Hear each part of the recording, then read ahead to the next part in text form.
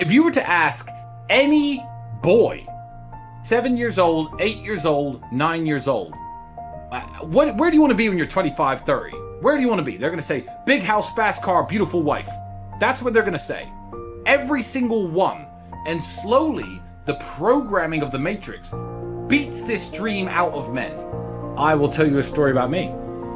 I don't know, you're probably not old enough, but there was a game called, before Fortnite, before it all existed, the huge game when I was in my late teens, early 20s was Call of Duty Modern Warfare. So I used to play that game.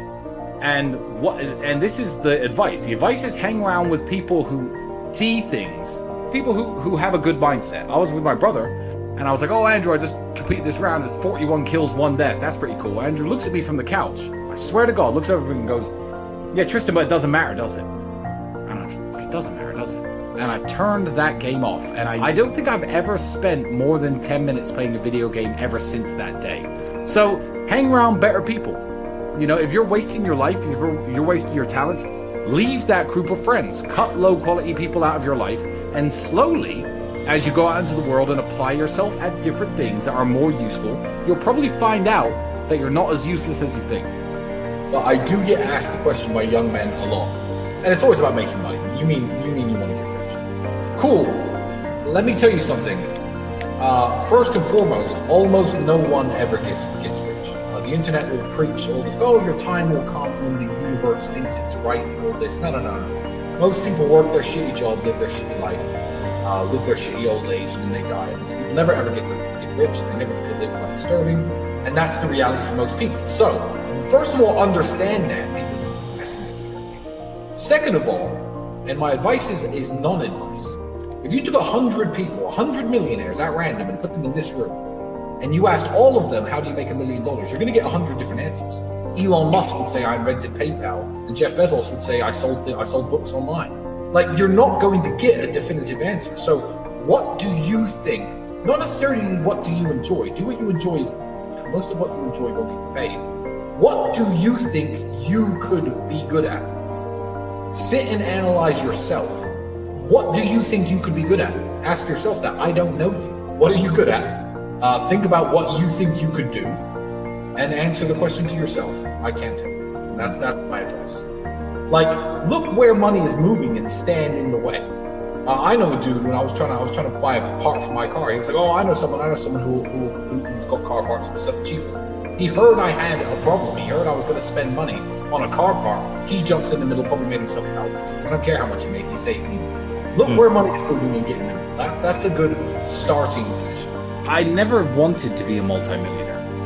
Andrew once said to me, famously, Tristan, if we could just find a way to make like 50, 100 pounds a day from home, that would alleviate a lot of our problems. Start small, because as you climb the mountain and you reach where you wanted to reach, you realize that there are new mountains to climb. There are new mountains to climb for me right now. And I'm at a level that a lot of people can't even dream of getting to. But you see it. It opens new doors when you accomplish the goals that you're aiming for. And it opens your eyes to what's possible from there. So don't think I want to be a multimillionaire. Think, okay, I want some financial independence. I want to work 20 hours at the fast food store instead of 40, but supplement my income from home. Okay, I've done that. Now I have more free time. Where do I go from here? I've reached that mountain. I've seen what's possible and aimed higher. That's it. So don't think how am I going to become a multimillionaire. Think of your short-term goals. Make sure your mother works less. Buy yourself some nicer clothes, live in a better apartment, and think of how you can make those things happen. And as you go up in value as a man, you'll learn a lot about yourself, and from then you could tackle bigger goals. Stop wasting your time. So I was 17, I was working at a fast food restaurant making sandwiches. Now, the internet didn't really exist as such, but looking back on it, it was part of my journey. And I regret nothing because I ended up where I am. So would I even go back and tell myself anything, is the question. If I had to, it would be to not burn so much of my time. Let's talk to the 17-year-olds who are listening. Do you finish your job, come home, play video games, etc.? That's what I used to do when I was 17 a little bit. What I didn't do is come home and think, okay, let's work on something new. Let's try and build something. Let's start a YouTube channel. Let's start creating content instead of consuming content. I'd tell myself to be a little bit more proactive with my free time and not around so much. And being a gentleman is very, very important. There doesn't have to be a winner. when you're going on a date with a woman and you're looking to sleep with her and she's looking to have a good time, you can both go home happy. You really can. You don't have to feel like you defeated her somehow or you tricked her somehow, and she doesn't need to feel like she used you somehow. You can have a wonderful evening. You're nice to her. You open the car doors. You know, you buy her a bouquet of flowers. You have dinner. You make love. You go home. She's happy. You're happy. It's down to you. It's personal accountability. And that's what a lot of guys want to throw out the window these days. It's like failing in every business you've ever attempted, failing to make money, and then blaming capitalism, or failing in every boxing match or every American football game and NFL game you've ever played, and blaming the referees or blaming the rules. No, it's personal accountability and it's personal responsibility. So I think a lot of these guys need to really, really look in the mirror, as I do. And sometimes I look at myself and think, Tristan, okay, you're a little out of shape. Tristan, okay, you've been sleeping too much, you've been partying too hard, you got bags under your eyes, you're letting yourself go a bit, and you have to keep yourself in check. You have to stay at the very top, and if you don't stay at your very top, you're not competitive anymore. Every single species on the whole planet is exactly the same.